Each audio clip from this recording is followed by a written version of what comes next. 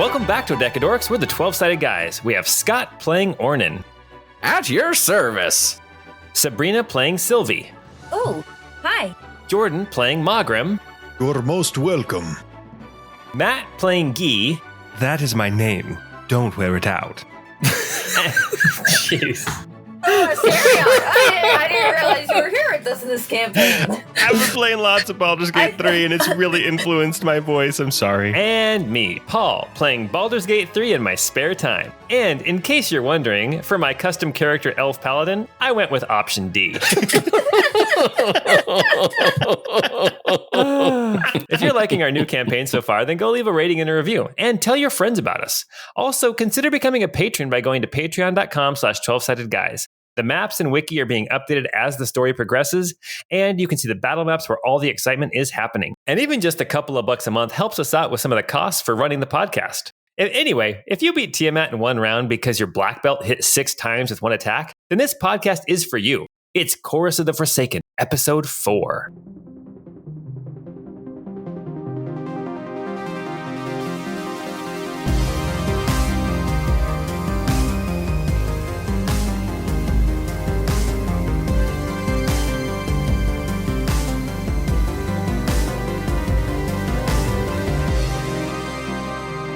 Nice. I actually don't remember how many times your black belt did hit, Matt, but I remember Tiamat did not stand a chance against your party. The black belt got crazy powerful. And he was cheap because you didn't have to buy weapons for him. Wait, which game is this? That's the original Final Fantasy. Oh, yeah. Yeah, the very first one. Yes. The final one. Yeah, the very first final one. The very first Final Fantasy. That's great. You know what I've heard though is, and this may be just maybe an urban legend, but apparently they called it Final Fantasy because Square was out of money, and this was their last ditch effort to get a game out that would actually make them money. Oh, I've heard that too, but I don't know if it's true or not. Well, one thing's for sure, that Ron DeSantis yearbook picture is a fake. Sir mixes a lot. Oh, well, welcome back to the Chorus of the Forsaken. Last time we were together, I didn't even tell you guys what the name of this forest is that you guys are in. It is called the Shadow Pines. As we were camping... Mr. Pine? Actually, we fought him in one of the random saved games when we were with Link. We did fight Shadow Pine. You're right. We did. Oh, my goodness. Well, last time we were together out here in the Shadow Pines, amidst this broken down caravan of carriages, we had Calden Silvercrest, the 26-year-old son of the lady Nalira Silvercrest. Okay, he's 1 year older than me. Paramour. Or no, Guy is the paramour. Paramore was a band that apparently was Christian to begin with a name like Paramore. Anyway, I'll stop talking now. But after meeting Calden Silvercrest, as well as a man named Tobias, who you found out worked for the Baron, Gideon and Riley, the two drivers of the caravan, were getting everyone settled down for the night. And as you were resting and having a changeover in who was keeping watch, suddenly, after many attempts to spot these sneaking creatures, there were 6 gricks that came up out of the woods, off of these rocky, some of these rocks that are tucked back in here by the trees, by these pines and firs in the dark, and began attacking the party. They attacked the horses first, as well as a dwarven man and Evangeline Lily, who were sleeping by the fire, and dragged them out. I'm so sorry, Evangeline Lily. I know you're a fan, and we keep talking about you. We'll have to figure out a different name, but we love you, Evangeline. If you're listening, we would love to have you on the show. Yes. We love you. We love you. They were dragged out into the darkness as our party, as well as the other members of this caravan, began to fight back against the gricks. There were some heavy hits. I believe Guy lost half of his hit points in one shot. Cilvy took some damage and then started blasting back with her magic. Thank goodness for the dark and the trees and the obscured line of sight, because after the grick were vanquished, we had 2 injured horses and a dead horse, as well as 2 missing people. And thanks to a very good lie by Guy, it seems that everyone was convinced, at least for now, that the Grick were being controlled by a wizard who was casting spells in the middle of the night against this caravan. You're welcome. As everyone gathered back up, the last thing that happened was you saw the reaction of the people sitting here at the fire to the idea of magic being used around them. You saw Tobias, the employee of the Baron, reach up and grab some sort of holy symbol, some sort of talisman around his neck and begin to mutter a prayer. To who, you're not sure. You also saw, I think it was Ryla, give a skeptical look at the idea of a wizard, but she quickly turned away and got back to work taking care of the horses. And it was Mawgrim who saw Calden Silvercrest, the charge of Guy, the person who Guy was sent out here to meet, to get to know, and to make sure arrived safely in Baragrad. It was Mawgrim who saw Calden tuck a book further into his backpack. And that is where we are right at this very moment. At this point, Ryla has pulled the two injured horses over closer to the camp. There is a dead horse back in the woods surrounded by dead Grick. And we have Gideon and Ryla who are debating back and forth. You can hear their conversation. You hear Ryla saying, it's a death sentence. We can't. They're lost. And Gideon is countering with, we can't lose our charges. This will reflect poorly on us, and their families deserve to know. And you all are gathered next to the fire as Gideon and Ryla are having a conversation between the two of them as to whether or not they should go after the two people who were dragged off into the woods. Well, I'll head out there. They couldn't have been taken too far. Well, that was sudden. I think they could have been taken too far.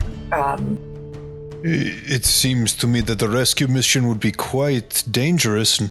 It's dark, and there are worse things in this forest than just Gricks. Yeah, like a wizard shooting some spells out there. Right, cursed wizards. Yes, we certainly would not want to encounter any wizards. I think staying by the fire would probably be best. If it were me taken by a Grick, I'd sure like somebody to come looking for me. So I think the right thing to do would be to go and have a look for a minute. Gideon points over at Ornan and says, you're right. I think you're right. And Ryla shakes her head. She's like, we've lost two. Are we going to lose two more? They are lost. I'm fairly certain that they did not survive the initial attacks of the Grick. Then their family should have a body to bury. Okay, who's going to follow the Gricks around and collect their...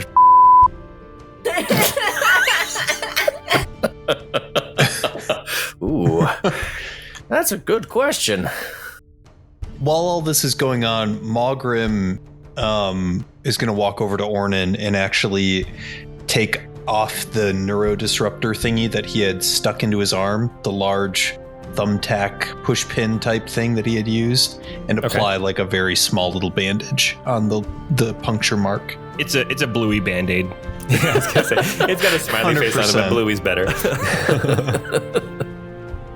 Honestly, if that is what you choose to do, then by all means go. But honestly, I think they're already lost. And traipsing around in the woods after these Grick, they've had a head start, and they can blend in very well. They shouldn't be too hard to track, honestly, though. They're dragging bodies, but still, who knows what they're bringing it back to? This may have just been a small party bringing it back to a bunch of juvenile ones that could very easily overwhelm us. Maybe we could take the night and in the morning do a quick look over the trail and see if there is any remains we could recover for the families. Ornan, I think that would be very kind. Well, it doesn't sit well with me. If these individuals have already died, then I do not know or understand what the benefit of going after them would provide us. Unless there is some sort of artifact or information which they carried which would be sensitive and would require retrieval. Otherwise, I do not see the sense in risking additional damage or limb. And honestly, we're already down to 3 horses for 2 carriages. It's going to be a hard trek back. And if we had more wounded, more to carry on these already overburdened carriages, in the wet road and the mud, It's going to be a hard trek already. You're all making sense, but I still don't have to like it. Oh, I don't like any of it. I like my bed.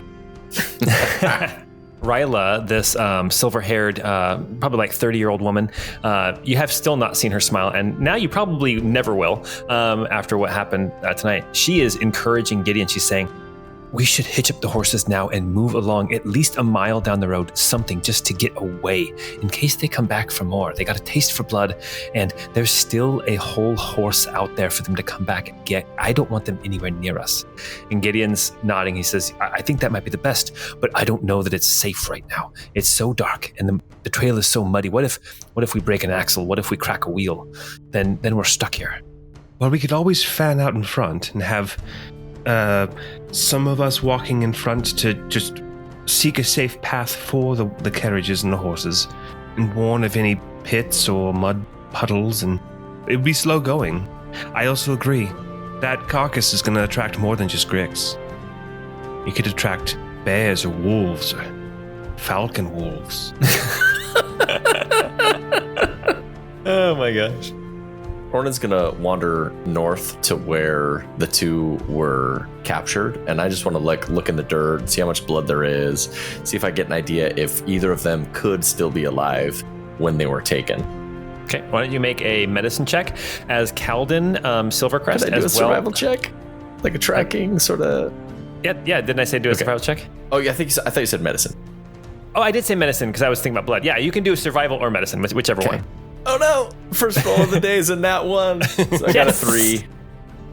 It's hard to tell because with the way that gricks move, where they slither on the ground is all just kind of churned up a bit. It seems like the initial attack, the people did spasm and fight back quickly, but they did not. They didn't. That's as far as I'll tell you, actually. Yeah, it's hard to tell because the ground is so muddy and beat up right here where they were sleeping. Calden has lit a torch, and Tobias, the employee of the Baron, he is also going to light up a torch. And it seems like everybody is of the opinion that they should move along tonight, but it seems also like nobody can agree on what all to take.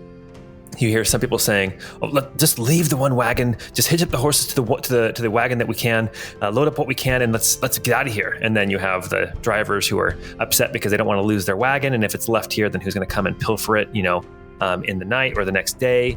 And somebody else is saying, well, you can get back to Beargrad and you can come back to get the wagon in a couple of days, and probably nobody will be through here by then. So there is this debate going back and forth, and you all are a part of this group, so you guys can say whatever you feel would be best. It seems like it's pretty well split at this point. How hard would it be to hook all 3 horses up to the lead carriage and then to lash the second carriage behind the first? Make a little train. And then have all of us walking alongside of it to guide it? Yeah, and in front as well to make sure we find the optimal path to avoid breaking wheels. It seems that such a thing could be achievable, although the weight matter may still be problematic. I would think they might still need to lose some belongings in order to ensure that the horses can still manage to pull both tethered wagons. I may not look it, but I could probably help push a little. Let me see if I can find my back brace in here. And Ornan's gonna start digging through his backpack looking for a brace. Well, Calden, what do you think? I'm obviously here to escort you home. So your opinion matters here. At least to me.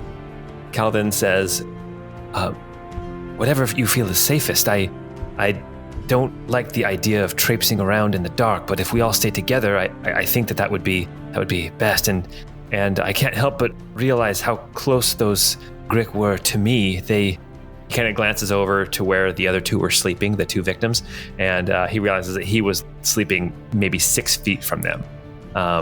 He says that very well could have been me. I would like to place some distance between us and this spot. All right, staying together, yes. So Paul, I am proficient in land vehicles. Can I use that in any way to help with this moving of the carriages, or even to answer the question if it's possible? Yeah, so that's very good. So I will tell you it is possible. I'm glad that you have that skill because I was going to have you make some kind of a check to put them together because you got some things going against you. And that is that it is dark. It is also that you have a 2-horse harness and you're trying to hook 3 horses up to the 2-horse harness.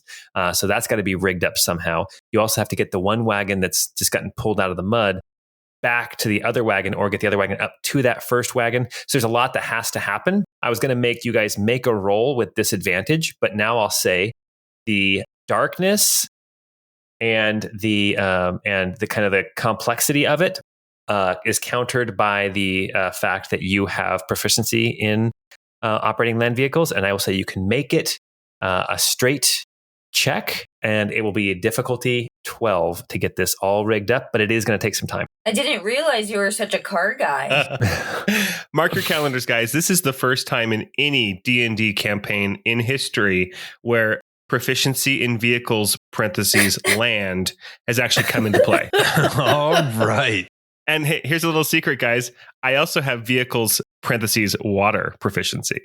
Oh, Wait, man. what? If we ever get in a sub, we are going to be so okay. So is this like a modified animal handling check then, or an intelligence? What do we think? We'll have Matt make the me? land vehicles Okay. check and just make it straight. Difficulty 12. What's the attribute I'm using for it? What attribute do you think? Intelligence or you probably don't want to use intelligence. It would. I'm either. I would say intelligence or dexterity, but probably closer to intelligence. I'll let you use dexterity if you want to. If you'd rather do dexterity, that's fine. Okay, here I go. And what's our proficiency bonus right now is +2. Okay, so I got to add 2 to this roll. That's a 10. It's a 10.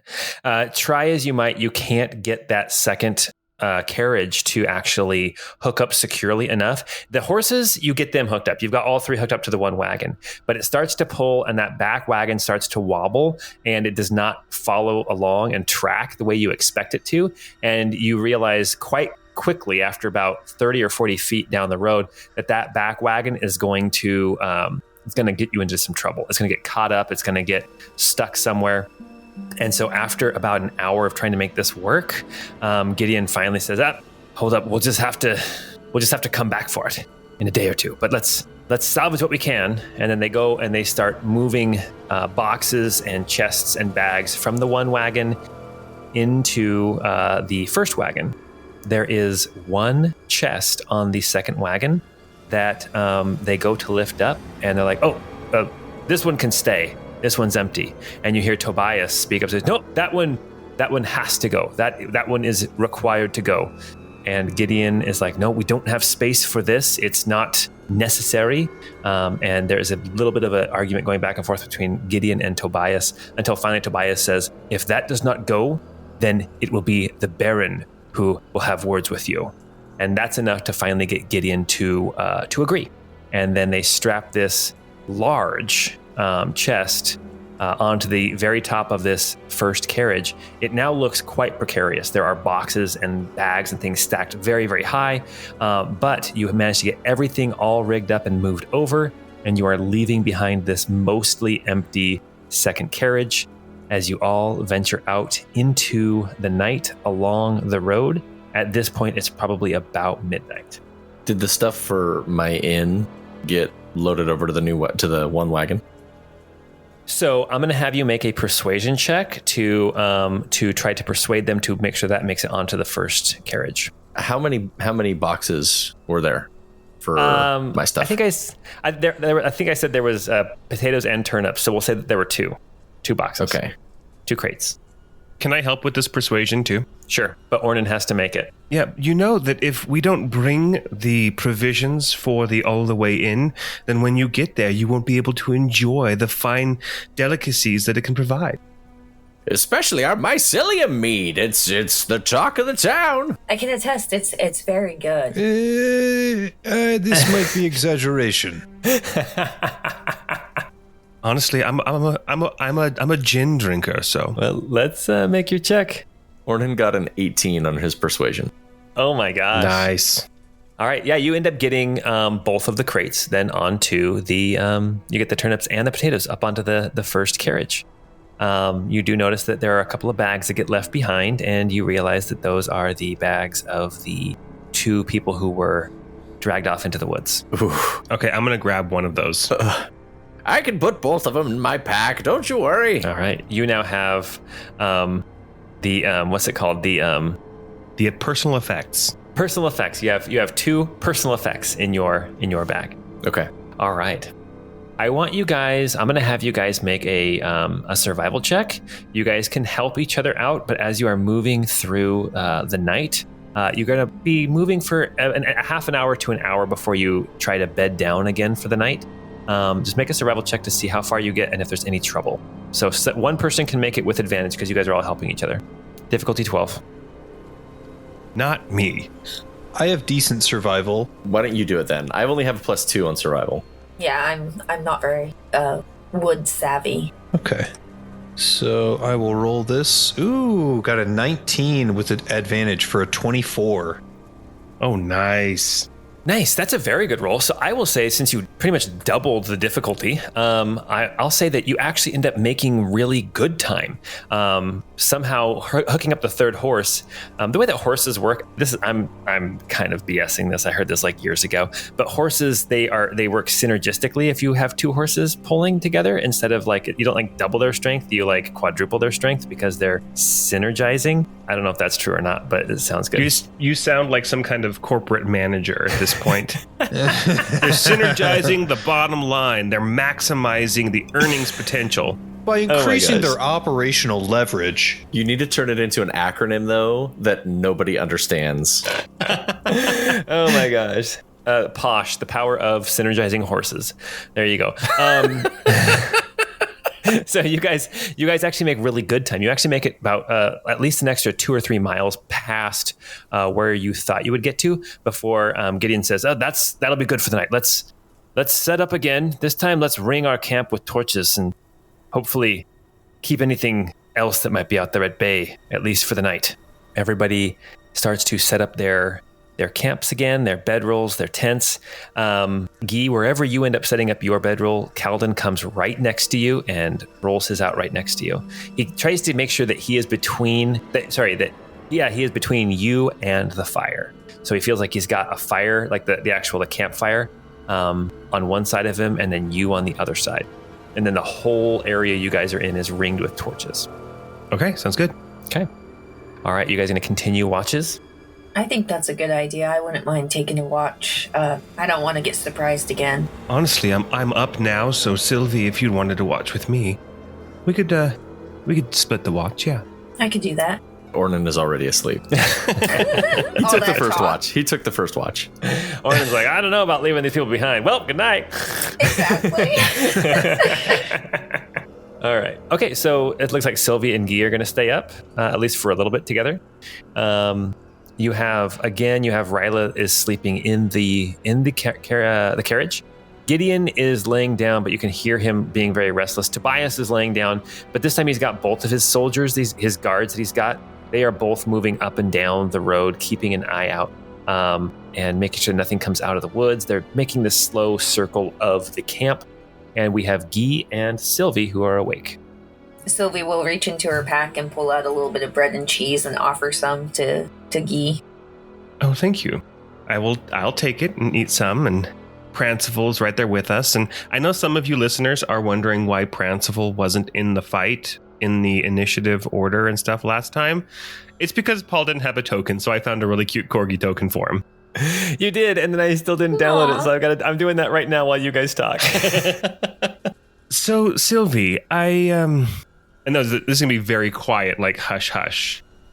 So, Cilvy, I couldn't help but notice that you are what we call in my line of work, former line of work, a pahaftma.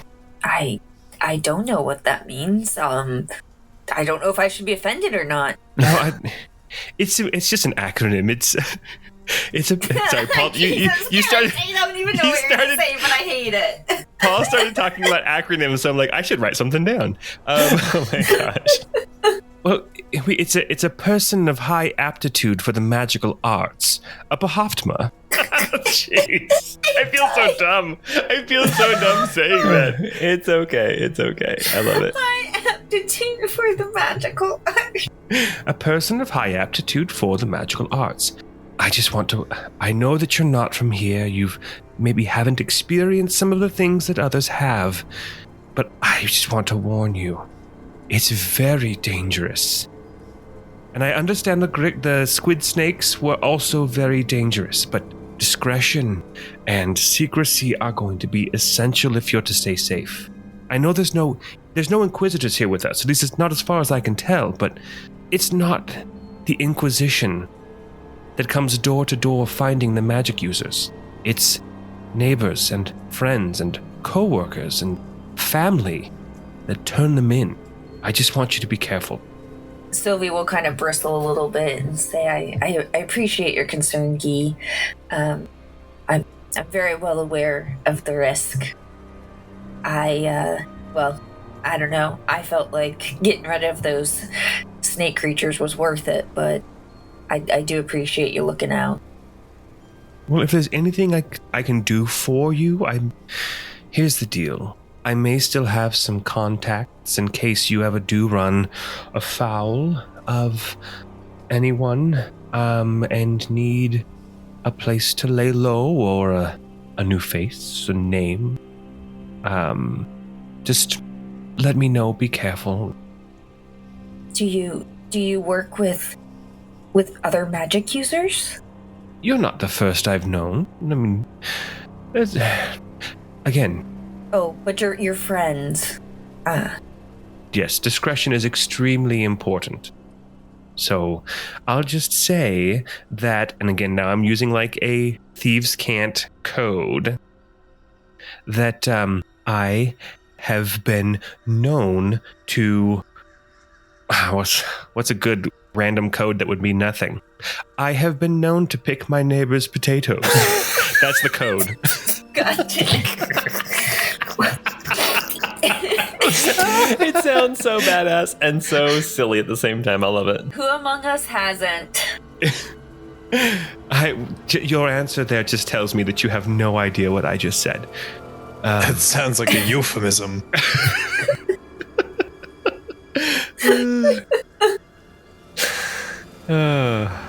So I saw some things you can do. What are some...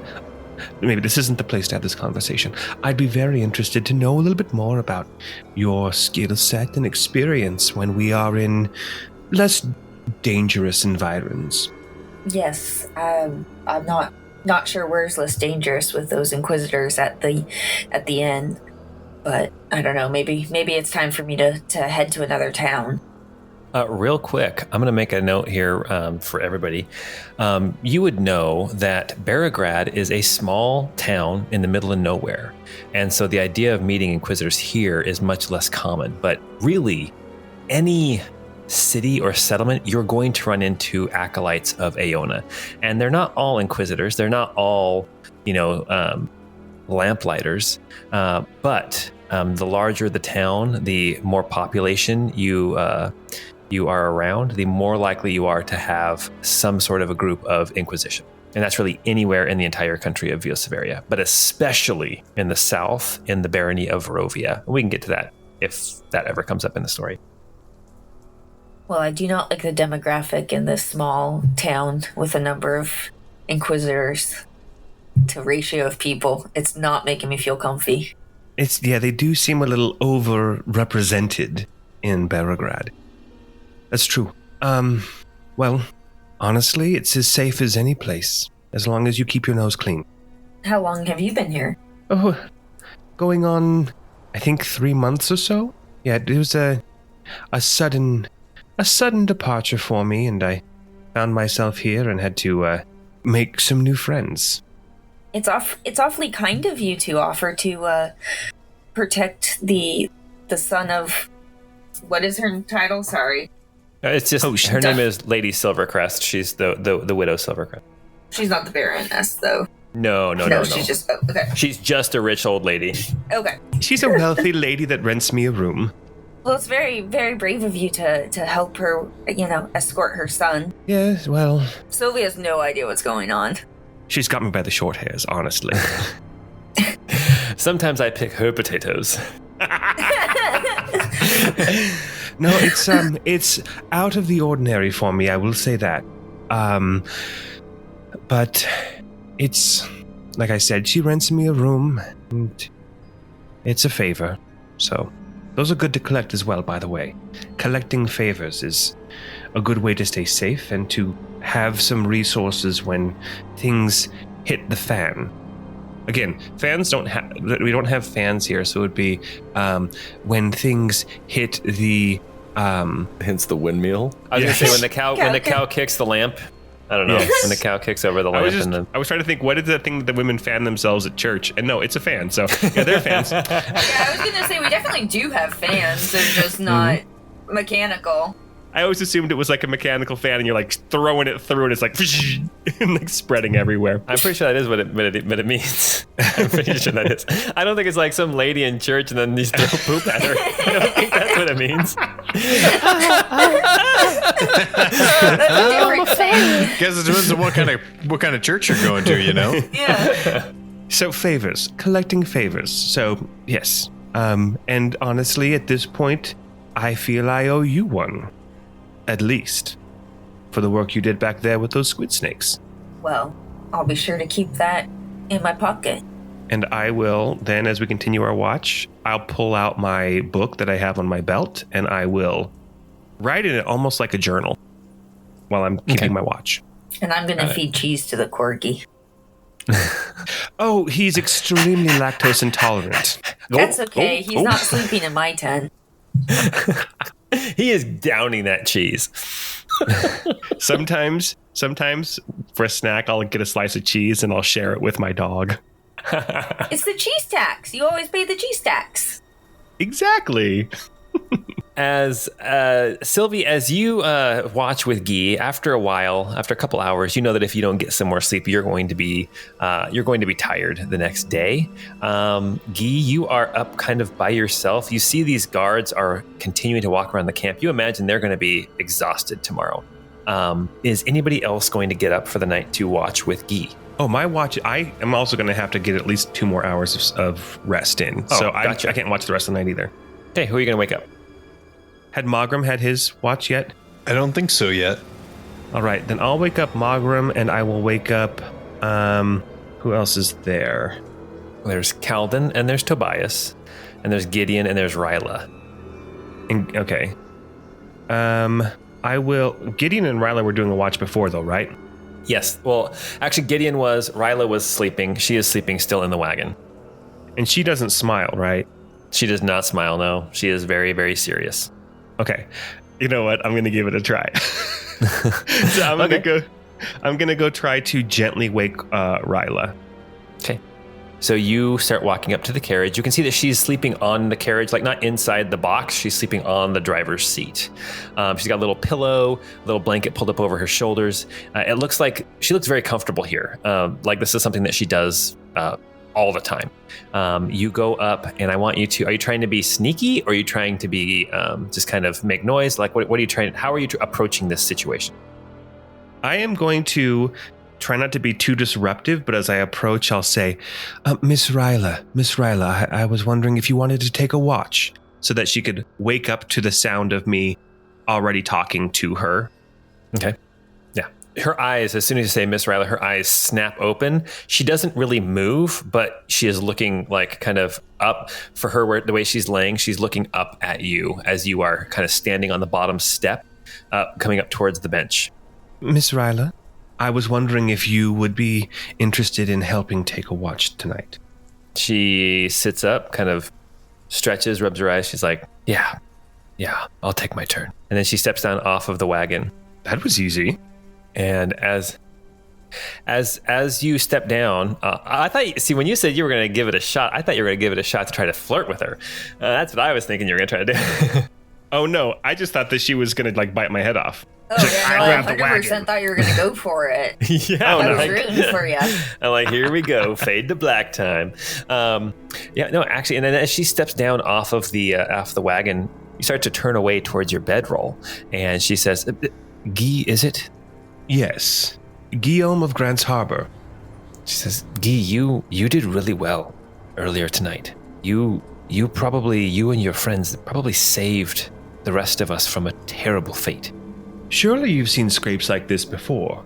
You travel this road a lot, I imagine.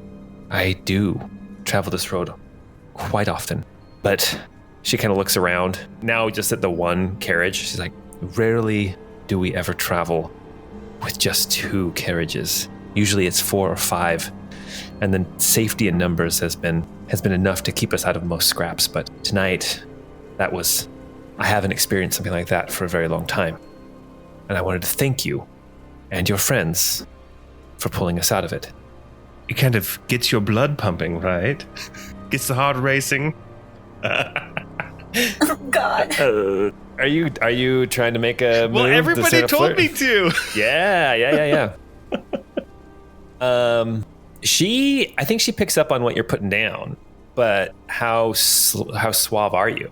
I mean, I can do a performance or a persuasion, but my persuasion was only an 11. So, I mean, and honestly, my persuasion wouldn't convince her of anything. It would just yeah. No, just to kind of, I imagine it's just to kind of see if you are even interesting to her. And I think at this point, she just kind of says, yes, well, that's nice. Blood boiling, yes. Actually, what I wanted to ask you, and your friends, but they're still sleeping. She looks over at the sleeping form of Gideon and she says, listen, I don't like what happened last night. I'm thinking about branching off away from Gideon, starting my own caravan, but I would need some people to help protect it. And the 4 of you look like you knew what you were doing. There's a job in it if you want to help me. That is a very kind offer. It's something I would have to speak with my traveling companions on, but to be completely frank, we've only been traveling together just the one day. I know that the barkeep, whatever his name is, simply because he serves me drinks. But the others I've just met today. So it's not like we're a company, but it's something that they may be interested in. They all seemed very interested in traveling. So it couldn't hurt to ask. Well, I'll ask each of them then on my own. Thank you again. But is that a no from you? I obviously have. I serve a mistress. Not a mistress. I have a mistress. Whoa, you're backpedaling pretty quick here. I'm trying to think of how he would say it. Not like I have a mistress, but like you service a mistress. Oh. I am in service to my mistress, and obviously there's some things that I would need to arrange before I left that service, but it's not unattractive to me. Well, think on it. And I'll be right over there, if you need anything. She says, oh, next to the little loaf of bread. Perfect. That's my little loaf of bread. His name is Prancival, and he's going to be farting all night. On that note, she lights up a torch and she starts going around and patrolling around the camp, making sure everything stays safe. And with that, I think the night continues on until the sun starts to come up. You guys are deep. Mawgrim has doing a watch, right? Oh, yeah, Mawgrim. That's true. Mawgrim, after a couple hours, Ryla comes over and she kind of nudges you with her boot. She says, are you up for a watch? Oh, yes, it is that time, no? Yes, I guess so. Hey, listen, as you start to get up and everything, she's like, listen, I wanted to talk to you. You and your friends, you were really great back there last night.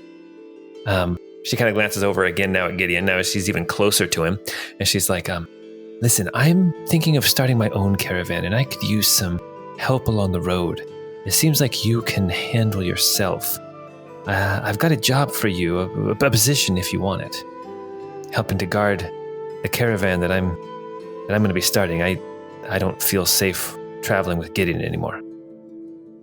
Well, I mean, this could be of interest, certainly.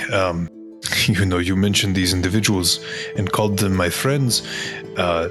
They are very recent acquaintances to myself, and so it is difficult to say that they are true close friends to me, but they do seem capable in a fight, no. I would say this, combat is not exactly my forte, but I am well acquainted with it. I am a surgeon and practice more medicinal arts than anything else. But the idea of being able to help with the traveling caravan, at least for a brief period of time, is actually something that is quite interesting to me. So yes, in short, I would be interested in hearing your offer as it relates to this. Perfect. Thank you. I will, again, this is all relatively new, but I'll run some numbers and see what I can come up with, and then we'll talk more in Beregrad. Very well. I look forward to an additional conversation.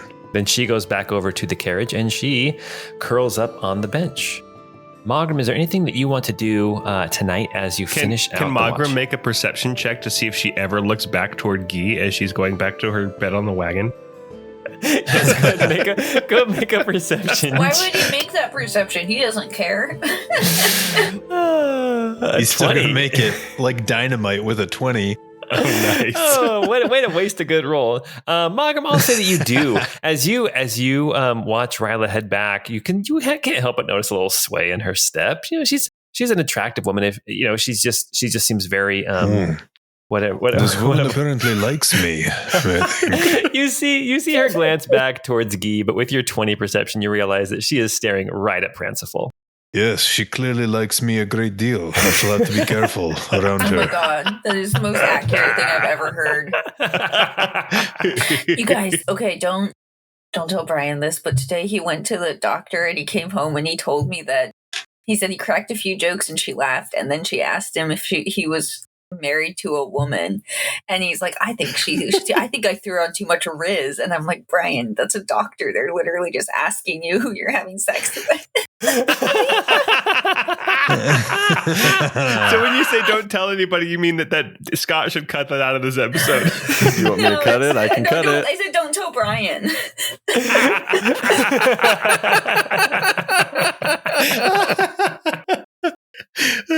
Oh my gosh.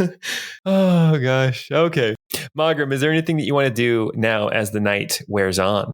No, amidst his watch, he's just going to be kind of like tinkering in his little pouch that he has all of his random components and, raw chemicals, and kind of remaking a few things and mixing a few different files and kind of restocking a couple of things to kind of prepare himself.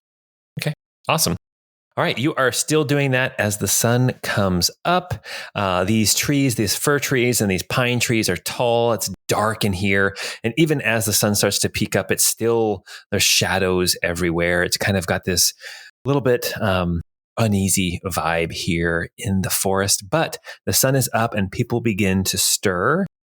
Gideon gets up and starts to take care of the horses. Ryla gets up from her caravan, her carriage, and Calden also sits up, starts rubbing his eyes as Ornan and Mawgrim, Guy, and Cilvy are all now awake. After a long rest? Yeah, after a long rest. Woo! Thank goodness. I took some poundage there, guys.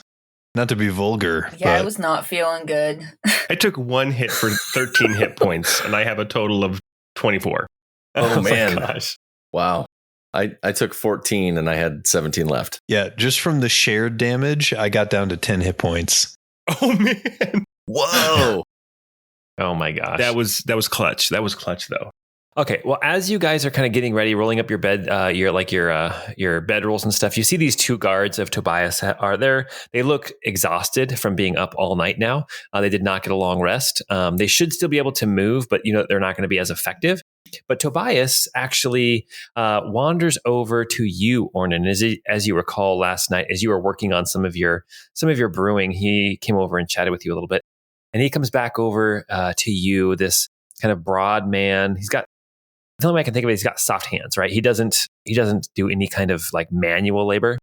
As he's rubbing the side of your face. Oh, those are soft hands. No, I mean, he doesn't have, like, Those hands are pretty soft. Good morning. Ooh. Such soft hands. They're not calloused. They have rings on them, that kind of thing. Anyway, he comes wandering over to you, Ornan, and he says, "Ornan, is it?" Yes, that's me, Ornan Opal Bleacher, at your service. He's like, I want to apologize for anything I may have done last night. I was a little bit, frankly, I was a little bit drunk. Hopefully I didn't make too much of an ass of myself. Oh, nothing out of the ordinary. I'm actually the bartender at the inn I was telling you about.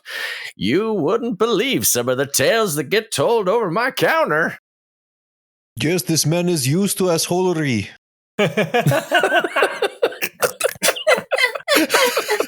He works in customer service. That's so funny. Well, okay, so now Tobias doesn't need to say it because Mawgrim already did.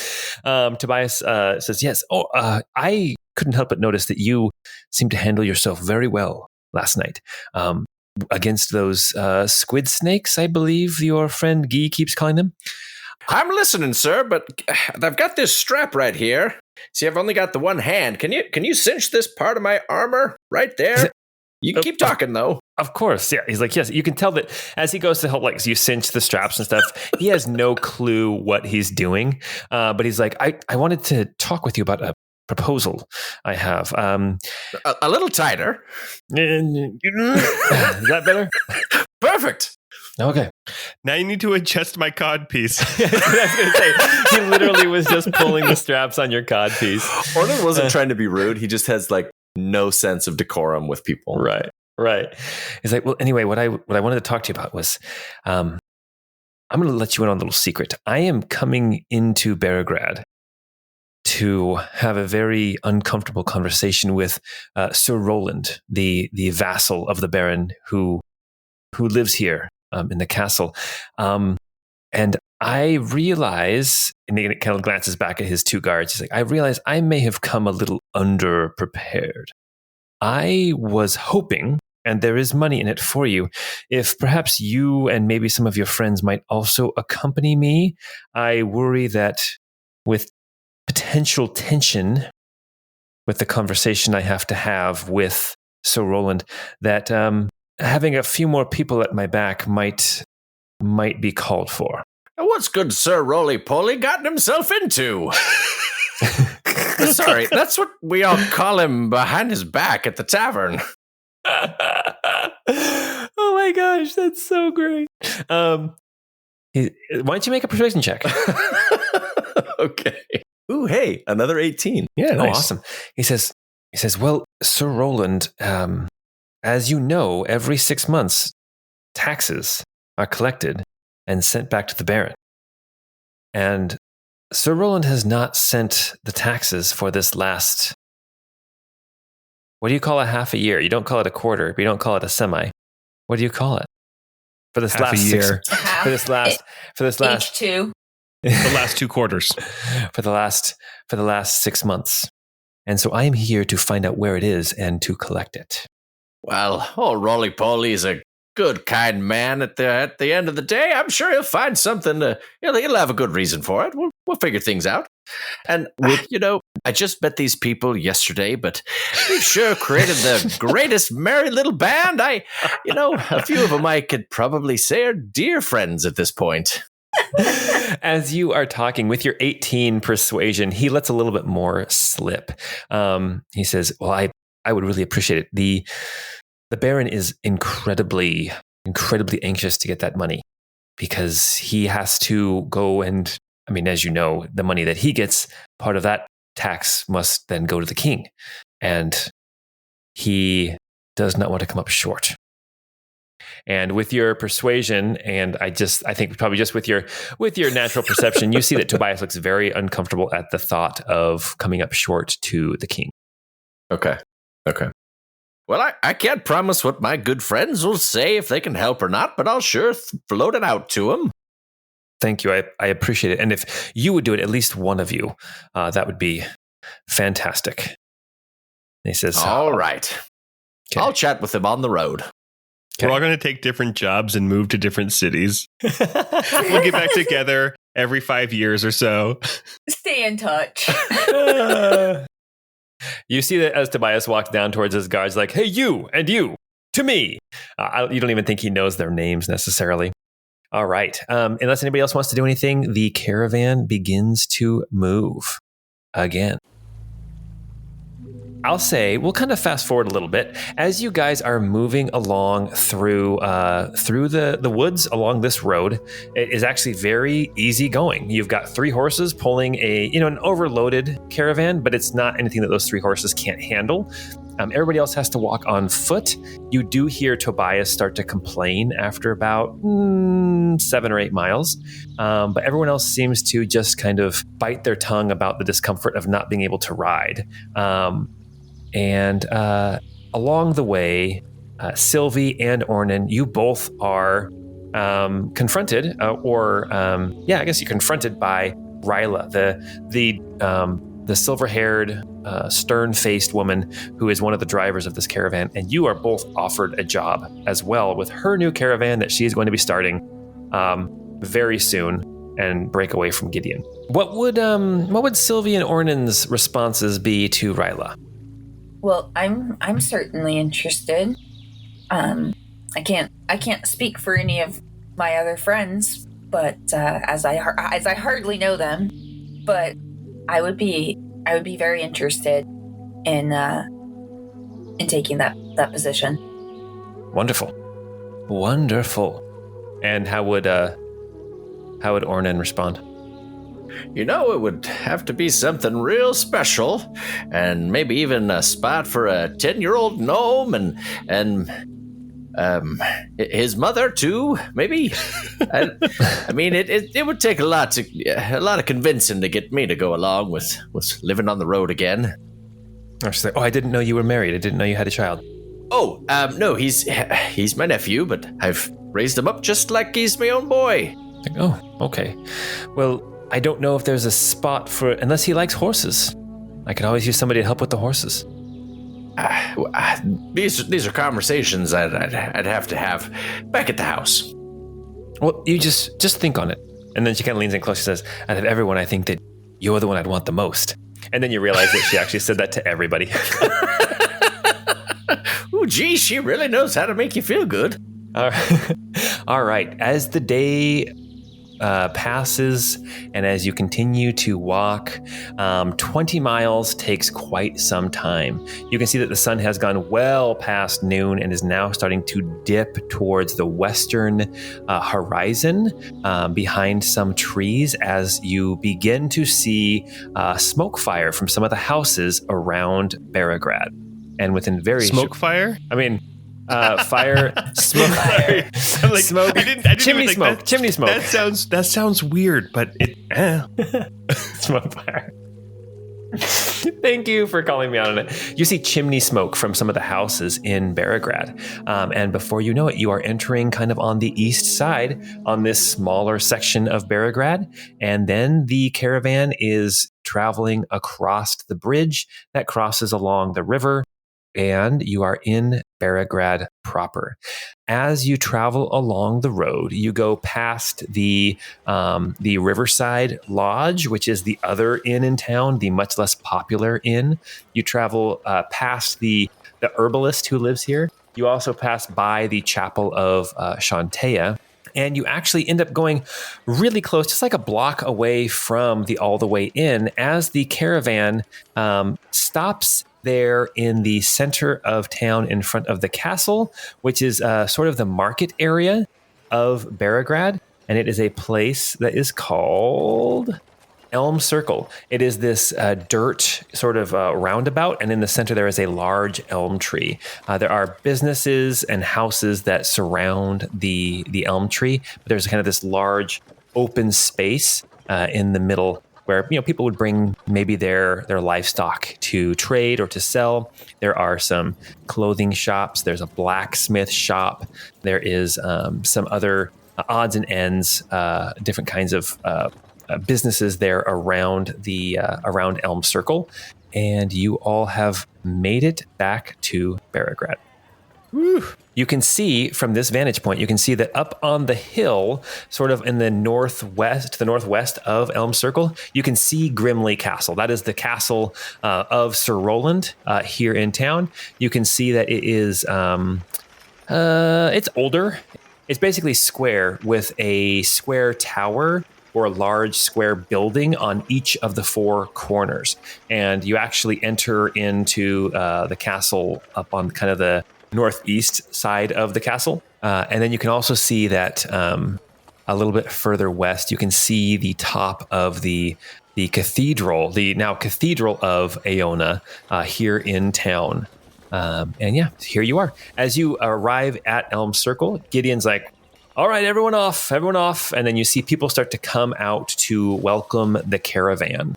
And I don't know what you guys are expecting, but at some point you do see Gideon step over and start to talk with some of the people who were waiting for their loved ones and will not be seeing them. You see two dwarven men who look pretty similar to the man who was dragged off into the woods, like maybe brothers or relatives of some sort. I tried to tell them to go back, guys. They wouldn't listen to me. You see one of them break down in tears and is just inconsolable, and the other one gets an angry look on his face, and you can hear shouting, but it's in a language that, does anyone speak Dwarven? Oh, heavens, no. No. Okay. It's in a language that you don't understand. Ornan walks up to them and hands them the personal effects that he's carrying. Okay. The one who's crying is inconsolable. The angry one turns to you, look at you, and sees the bag in your hands. Well, these are their things. If you head 20 miles that way, you'll find the corpse of a horse and a wagon. And that's where they were taken. We did our best, and I'm really sorry.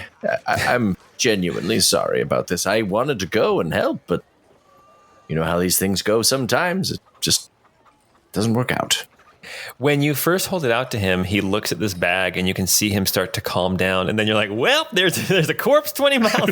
And he just grabs the bag from you. And then he starts to, he's not yelling as loud as he was at Gideon, but he starts to just a string of, it's Dwarven swear words. And as this guy is cussing at you now, and then his crying relative kind of grabs him by the shoulder and they start to walk away.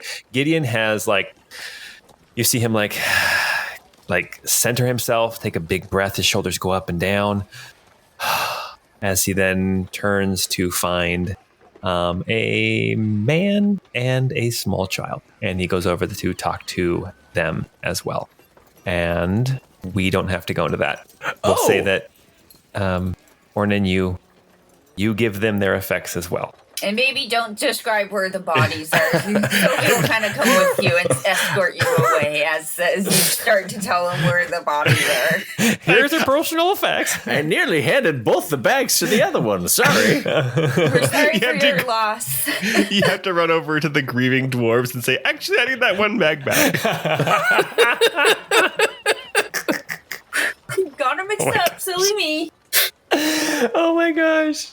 Oh, I can imagine that's like as awkward as when, was it Mario Lopez who called the wrong winner of the Miss America pageant or whatever? Oh my gosh, yeah. That's how awkward that would be. All right, you have some grieving families here in Baragrad. You also have other people who are excited to get their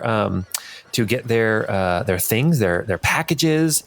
You can see that it's the band instruments. Thank you, the Wells Fargo wagon. I thought I heard No, it was Winthrop. It was Winthrop. The Wells Fargo wagon is coming down the street. Anyway, we don't need to go into that. I have a visceral reaction to the Music Man. So for anyone who loves Music Man, I'm sorry, I can't do it. Anyway, as you are standing there, Calden is standing next to you, Guy, and he's like, so does your charge mean taking me all the way to Silvercrest, or am I free to go on my own now? And he kind of winks at you. Not in a flirty way, just like in a joking way. I'll accompany you. If you have a bag, you can carry it. If you have a chest, we'll send someone from the manor to pick it up. I would like to say my goodbyes to my traveling colleagues, and then we'll be off. And I'll go over to Mawgrim first and put out a hand to shake his hand, and I'll say, Mawgrim, it has been an experience traveling with you. And if you should stick around for a little bit, I think I may make my way over to the All the Way In tonight. There was a proposal on the road that I think I need to speak with you about. And you too, Cilvy, and barkeep. Yep. What an ass. I like how the barkeep is the one who you should know the best and you don't know his name. I love it too. I will escort. Speaking of, there's something else to chat about when you get to the inn tonight. So let's all get together for a minute, and drinks are on me. At least one round, maybe two. After that, you'll proper have to pay. Yes. All right. After that, I'll probably be fine with the cheap stuff. So I'm all in. All right. So I think we know where Guy is going. Where is Cilvy and Mawgrim and Ornan going to go? Ornan's going all the way in. Yeah, Cilvy would head back with Ornan to the all the way to inn. I imagine she still has some of her stuff up there. Yeah, Mawgrim probably wouldn't hang around just out in the open for very long. I think he'd probably also make his way back to the inn. If he'd need to get a room, he'd procure another room if he needed to. Okay. All right. Let me just set this up here real quick. The three of you are heading towards the inn together. I love these tokens. When I move them around, it's like I'm playing a video game. I love them so much. They are so awesome. We're not on the map where we're seeing you move those tokens around. I know you're not. I'm not. I don't want you there yet. Rude. All right. As we're walking, Ornan will let them know about the job offer and say, seems like old Roly-Poly's gotten himself into some trouble and might need our help. Oh gosh, I didn't expect this trip to be so lucrative when it came to job offers. Yes, but I'm not about to complain about that. I'm not sure how much help I could really be in a fight, but I'm happy to be there if I can. You know, Cilvy, I was meaning to talk to you about this. I noticed your abilities the other night, and just be careful.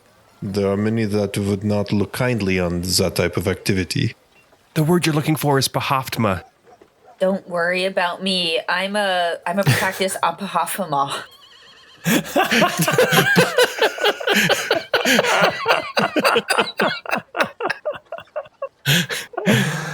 Oh my gosh, that's so funny. Perhaps it's something we should all chat about over some drinks and in a quiet room in the inn. Yes, and she can tell me more about this falafel wahafalab. Falafel malafala. Immediately, Sylvie's embarrassed because she has no idea what it is about. She's just trying to sound smart. Oh my gosh. And it's all because Paul was talking about acronyms during the beginning of the episode. Oh gosh. All right. Well, very cool. As Mawgrim and Cilvy and Ornan approach the All the Way In, you see a couple of familiar faces standing out on the porch out in front. You actually see two of the Inquisitors. You see the red-haired dwarf, the one who doesn't have the tattoos, but you can see like some scars and stuff on his arm and his neck. I'm pretty sure we described that on the first time that you saw them.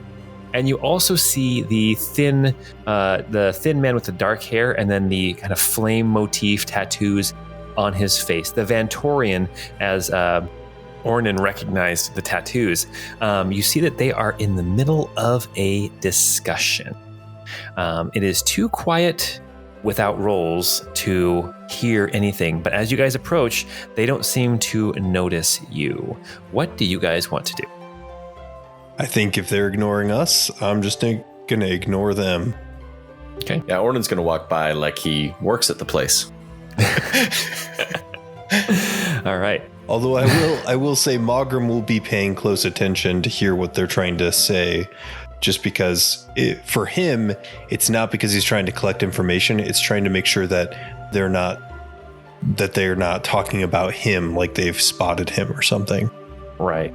As you guys are approaching, I would like some. Mawgrim, you want to actually be paying very close attention. Why don't you make a perception check? Everybody else, the other two can just use their passive perceptions. So, Ornan and Cilvy, what are your guys' passive perceptions? 10. Cilvy? Sorry, mine's 10 too. I was getting my mouse from one screen to another. Oh, gotcha. And Mawgrim, what did you get? I rolled an 11. I would say, what's your passive perception? Passive is 13. Okay. At this point, this is your second time running into them. You can now all very much recognize a difference. There is animosity is the wrong word. There is a divide between these two inquisitors, these two lamplighters who are of different orders. And Mawgrim, I will say, that as you see this red-haired dwarf kind of like stabbing a finger at this thinner man with the tattoos on his face, you recognize, I think you had an inkling before, but now you are sure that this dwarven inquisitor is of the Krahanest order, which is another order of followers of Aona. And as you are approaching, they do notice you guys and they stop their conversation. But before they notice you, Mawgrim, you hear Inquisitor, the dwarven Inquisitor, you see him stabbing a finger at the man, saying at the human man, and he says, "I don't know what you're playing at, but we have not seen Myra for days. Where did she go? What are you Vantorians doing? What is your..." And then as you approach, he stops talking and lets you all walk by. And then you see these two inquisitors actually, they move down the road. They realize that they're kind of out in the open and other people might hear their conversation.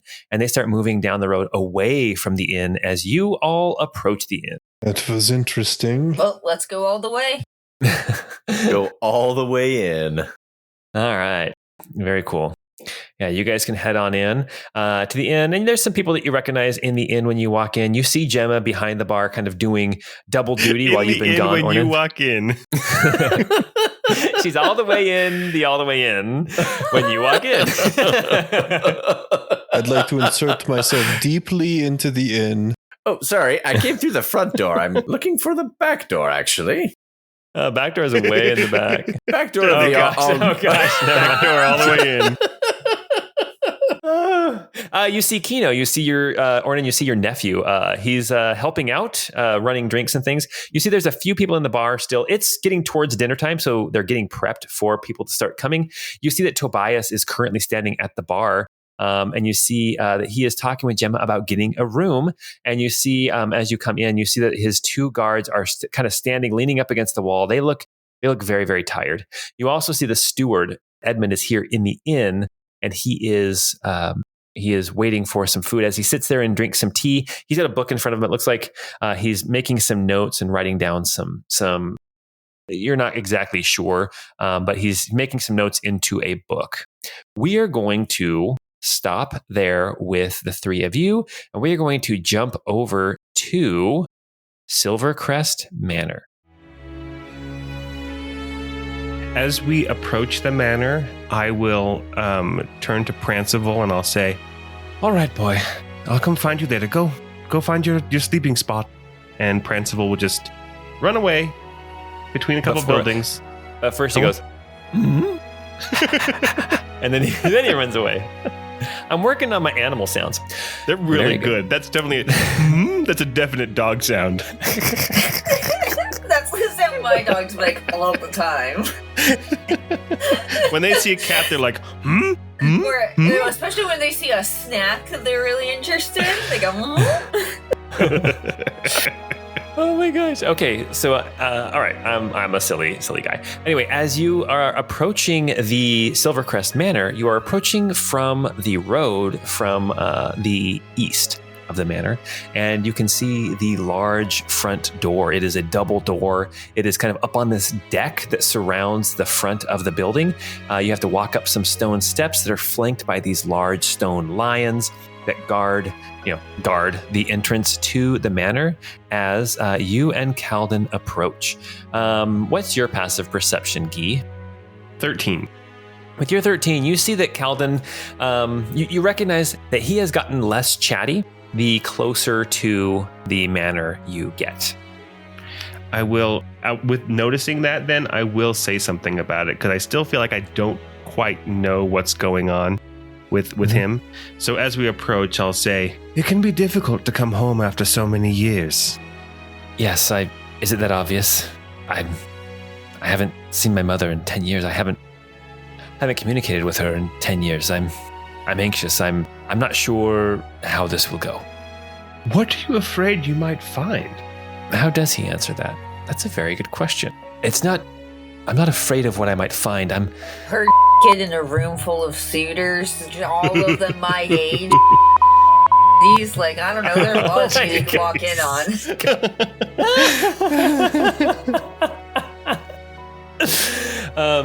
He says, it's not what I'll find. I'm fairly certain what I'll find.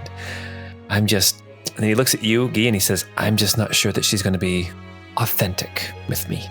What happened between the two of you that caused this division? And if we're getting too close to the manor, I'll actually slow down so we can have this conversation before we get to the front door. He says, things were never the same after my father passed.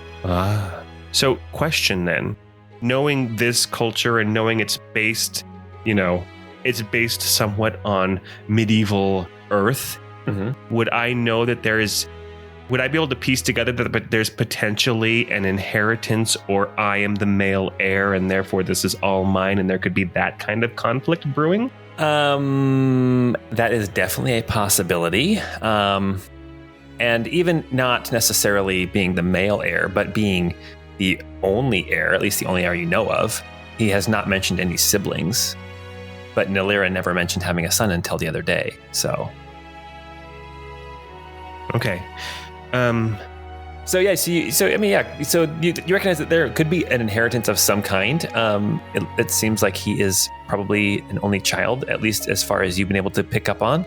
And he's coming home to a very wealthy mother, to a place he hasn't been in 10 years.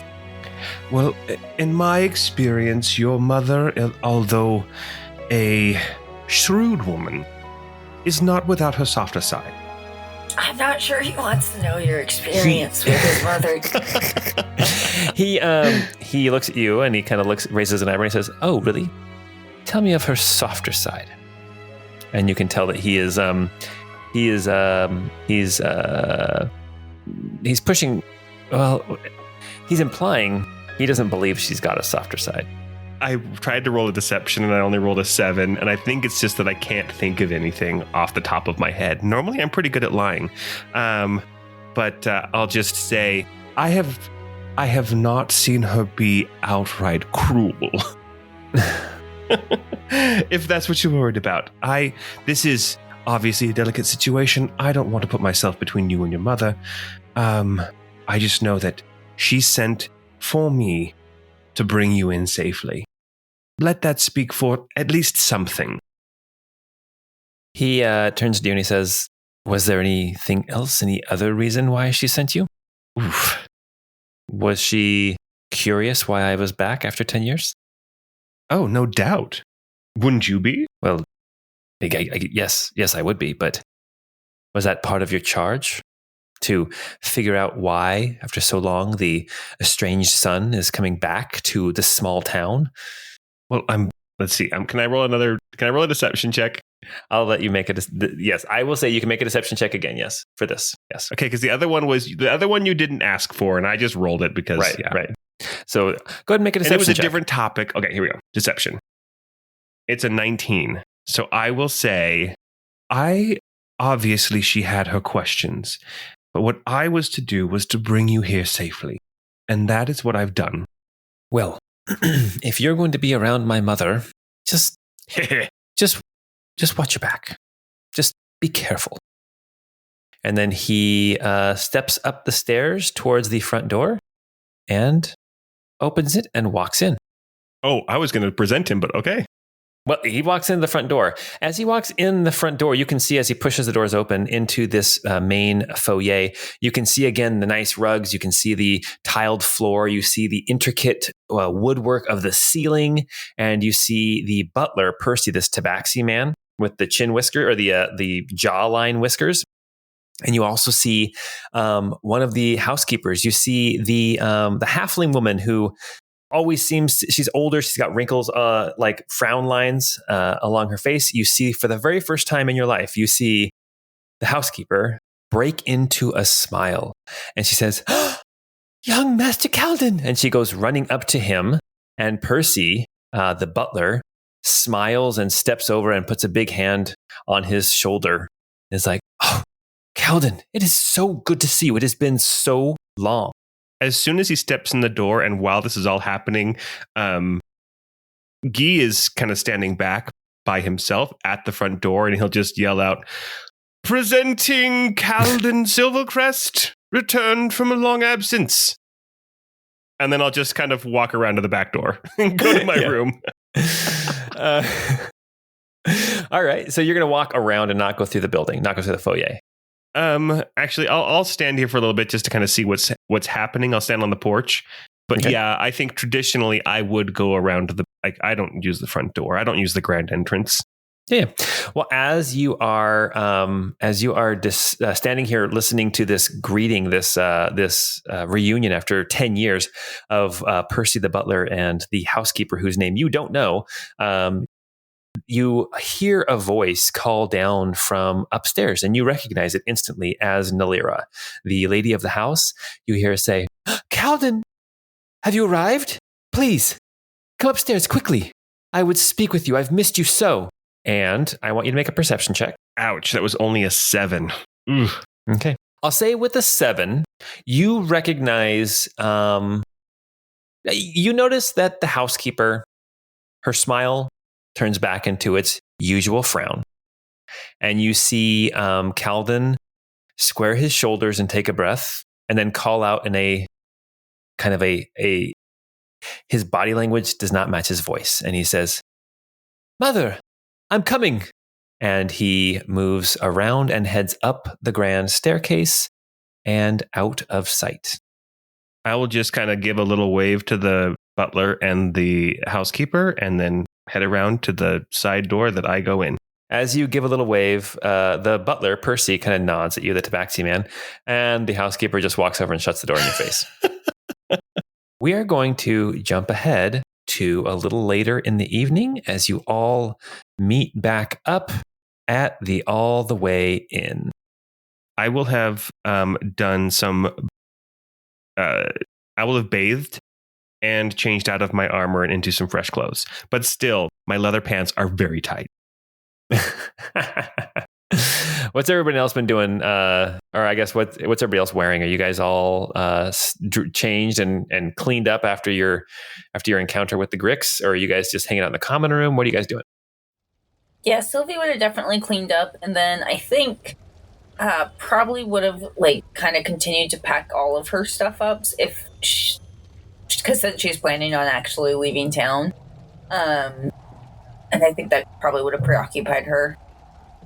Okay. Ornan would have put his backpack down and just immediately started working. Okay, back behind the bar. Yeah. Didn't even wash his hands. Nope. Still has. That's what I got this rag for. Gross. Still has your squid snake guts all over you. Yeah, Mawgrim would have probably gone and changed into an identical set of clothing, and then would probably have nestled into a corner of the bar with a drink, something kind of warm, not alcoholic, and would just be sitting and scribbling in his notebook. All right. And Cilvy, what are you up to? I think I would just be sitting at the bar, kind of thanking the family for letting me stay here and perform. I can't remember what your sister's name is. Oh, she's not my sister. Her name's Gemma. I thought you said this was your nephew. Is it your sis? Is it? He is my nephew. Okay, how's this related then, I guess? You might know just because you've been at the tavern for a while, but Kino is my nephew, and Gemma is his mother, and Gemma was married to Ornan's brother. Gotcha, okay. But you guys aren't in a relationship, or are you? No, but, I mean, there's glances, there's, definitely something there, but, okay. We'll see. Gotcha, okay. All right, cool. Well, I would be thanking Gemma, for being such a gracious host and letting me stay here. Okay, awesome. So Guy has stepped in. Some people you see here at the bar. You do see that Gideon and Ryla are both here in the bar. They are actually sitting across from each other at the same table. They seem to be getting along currently, in spite of what you heard from Ryla the night before about wanting to kind of start over. You see that Tobias is sitting at a table, and he's got his 2 guards there with him. They look exhausted, and you guys are surprised they're not asleep yet, or not curled up for the night in bed, and because they did not sleep the night before. And then you also see the steward is there as well. There is no sign of the inquisitors that you saw earlier, but you are all here at the inn, and you guys had decided there were some things you wanted to talk about together as a group. Wait, so is Tobias at all aware that the steward of the castle where he's going is sitting 5 feet from him? Tobias seems to be drinking a bit, and his back is to the steward. Makes sense. You actually, at one point, you do see him raise his glass towards Ornan and say, "You're right, this mycelium mead, it's amazing." Yep, it's fantastic. We grow it here, just underneath in the basement. Fascinating. I would like to see your setup. I'll give you the tour. It's the compost from all the leftover scraps and stuff, just growing mushrooms. Well, Guy enters and he'll go over and see, Mawgrim sitting at the bar, and he'll go sit next to him. Greetings, friend. And how fares it? Oh, it was awkward. But enough about that. Honestly, I have no idea what's going on in that house. I think I need to get out of there. I think you need to roll better on your perception checks and your insight checks and my persuasion checks. I think I need to get out of there, honestly. Oh, hey, Cilvy. Sometimes a change of scenery is all that a man needs in his life. Well, I had one recently, and it wasn't... this was nice. Things have changed. But enough of that. We have some jobs to discuss, some things that may take us elsewhere, and et cetera, et cetera. I was interested in the caravan position. I don't think this town is really where I want to stay. Ornan pulls out a bottle and says, "This is a special one. It's a truffle beer that we make. We don't make very much of it, but we'll pop this one out because we all lived through something." And he pours everybody a drink. If all it... Because we all lived through something. Through something every day, to be fair, but I'll drink to that. That's true. I think what he's saying is every day is special, Cilvy. And yes, today is extra special. But that's definitely not what he said. Barkeep, what did you mean? Well, we got attacked last night. See? But anyway. So the job, there's a caravan job, and I heard some rumblings of something else. Yes, the Baron, he's looking for something from old Roly-Poly, and he needs somebody to defend him, and he's rightly asked if we'd give him a hand. Oh, that actually sounds very interesting. I've been interested in that castle ever since I started hearing the rumors about, and I'll look over my shoulder at the steward here instead of living in the castle itself. Mm-hmm. I think it might be haunted. Wouldn't that be exciting? Haunted? That can't be true. Now that would be something. Honestly, it sounds interesting. It sounds interesting to kind of see inside what'd you call him? Old Roly-Poly? See inside his his home. And honestly, I'm excited to see somebody stick it to the ruler, the ruling class a little bit. I'm not sure if tax evasion is really cracking down on tax evasion is really sticking it to the ruling class, but I'm very excited to see him get arrested. Kind of the opposite, right? It's sticking it to the middle management. Ornan, you would know that you paid your taxes. Very much you paid your taxes. That's good to know. I'm a tax-paying citizen. Well, I'm just saying, if you paid your taxes and they never actually got where they were supposed to go. Yeah, that would be upsetting. Well, he didn't say anything about what we'd be paid, but just that he might need a hand. So I'm interested in that one a little bit more than caravanning. I mean, I've already got a decent gig here, and Kino over there needs me in his life, at least for now. And old Gemma, I don't know if she could do this all by herself. I mean, she's incredibly capable, and at this point, Kino is almost running the place as well as you. I think you don't give him enough credit. So Kino is his name? Kino is 10. Yeah, he does a great job. He's ready to start pouring them off with me. I always just called him Little Barkeep. Oh, well, he looks a little bit more like my older brother than he does me, but I can see the resemblance. Well, anyway, on the job with the tax collector sounds like it's a one-time thing. Maybe we could do the one, and then if we were interested in the caravan job after, she would still be around. Yes, but I would want to negotiate a bit better payment than he just asked us to be there. Oh, yes, of course. But I could be okay with that. Yes. What's your price? I just want to feel out your prices so I know what to ask for. Usually I'm paid in gifts. It feels like the level of involvement, no?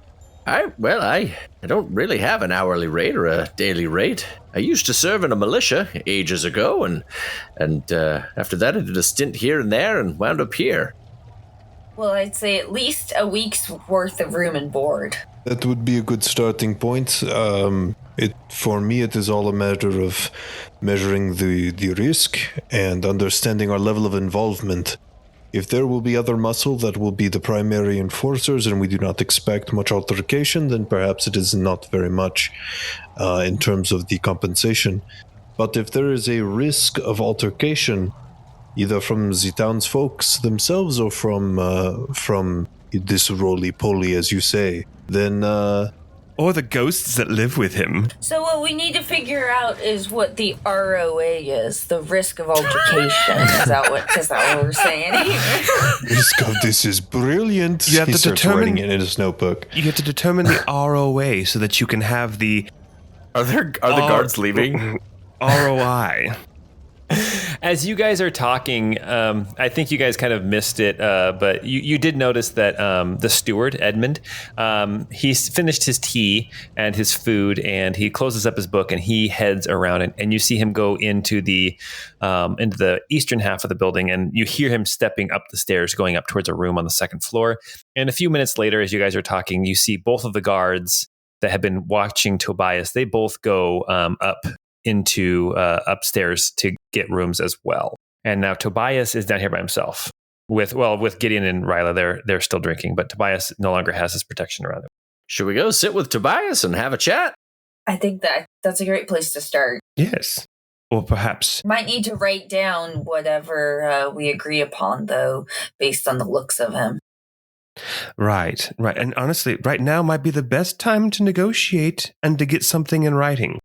Bring another cup, barkeep. Bring another cup with you when we go speak with him. Of course. And Ornan will grab another bottle.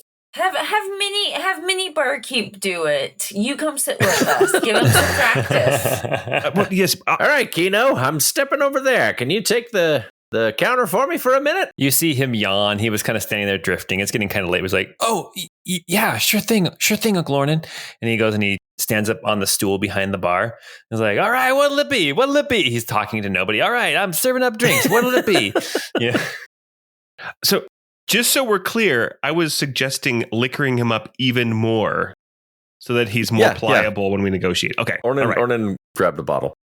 Okay, awesome. As you all gather up step up off the bar stools and start heading down in the common room towards the table where Tobias, the servant of the Baron of the Alaron Barony, where he is sitting by himself drinking, we are going to stop there for tonight. So that we can research some negotiation tactics before we have this conversation next time. Oh, man. I've actually gone to negotiation tactics in the business classes. Yep. I've had negotiation training too. Oh my gosh. Yeah, I'm going to have to start reading The Art of the Deal. My negotiation usually just involves me, unbuttoning a top button and adding some eyelashes. Oh gosh. Accentuating the bulge. Oh gosh, that's this one on my shirt, right at my belly, where the bulge is coming out. Well, thank you guys for playing tonight. It seems like there are some wheels turning here in Barograd. Some things are happening that maybe we're not quite sure of what's going on, like what's going on with Keldon and Nalira, his mother, what's going on with the Inquisitors in town, and also how much money can they get from Tobias to make sure he stays safe when he goes and talks to the knight living in the castle here in town. To ask him about his taxes, that sounds terrible. Not gonna lie, this is gonna be the best podcast ever, collecting taxes. Here's the deal. This campaign it's supposed to have like a darker feel. And you know what? I realized that I basically just made like my biggest fear. Somebody is coming to get money from me for the government. The Yes. Oh my gosh. You guys, I'm really scared. Whew. Anyway, until we get together next time, don't forget to check out our Patreon. You can go talk with us on Discord, and we hope you have a great time.